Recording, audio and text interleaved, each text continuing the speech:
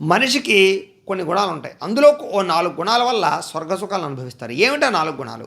స్వర్గస్థితాన మిహ జీవలోకే చత్వారి చిహ్న వినసంతి దేహే దాన ప్రసంగో మధురాచవాణి దేవార్చనం బ్రాహ్మణ తర్పణంచ. అంటే దానగుణం, మధురమైనటువంటి వాక్కు, దేవతల్ని పూజించడం, వేదవేత్తలను సత్కరించడం అనేటటువంటి ఈ 4 లక్షణాలు కనుక ఉంటే వాళ్ళని ఎలా చూస్తారంటే స్వర్గం నుంచి దిగి వచ్చారా అన్నట్టుగా చూస్తారట దేవతల్లాగా. తిరిగి స్వర్గానికి వెళ్ళడానికి ఈ 4 గుణాలు కారణం అవుతాయి. ఏమిటవి? దానగుణం.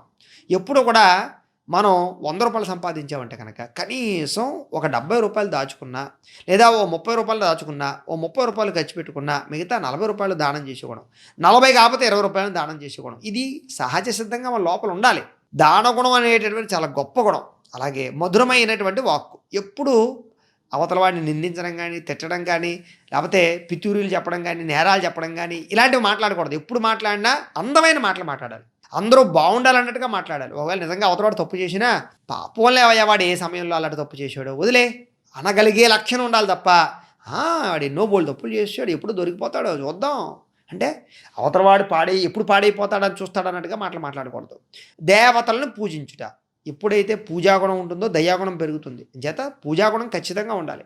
అలాగే వేదవేత్తలను సత్కరించుట. వేదవేత్త అంటే కనుక చదువుకున్నవాడు అని అర్థం ఇక్కడ. అంటే వేదం చదువుకున్నవాడు అవ్వచ్చు, లేదా పురాణ ఇతిహాస గ్రంథాలు చదువుకున్నాడు అవ్వచ్చు, లేదా మామూలుగా డిగ్రీ పట్టాలు ఏమైనా పెద్ద పెద్ద చదువుకున్న సైంటిస్టులు లాంటి వాళ్ళు, ఇలాంటి ఎవరైనా సరే చదువుకున్నటువంటి వాళ్ళని గౌరవించడం.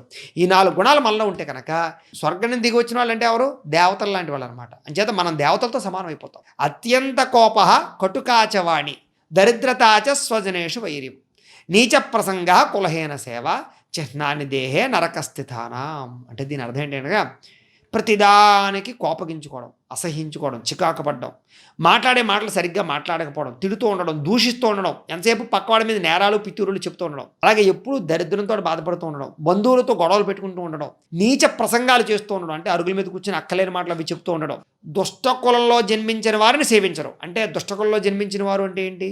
వాళ్ళు మర్డర్లు, మానభంగాలు, హత్యలు, దోపిడీలు, మోసాలు అన్నీ చేస్తూ ఉంటారు. ఇలాంటి లక్షణాలు కలవారు నరకంలో పుట్టినటువంటి వారితో సమానం, నరకానికే పోతారు.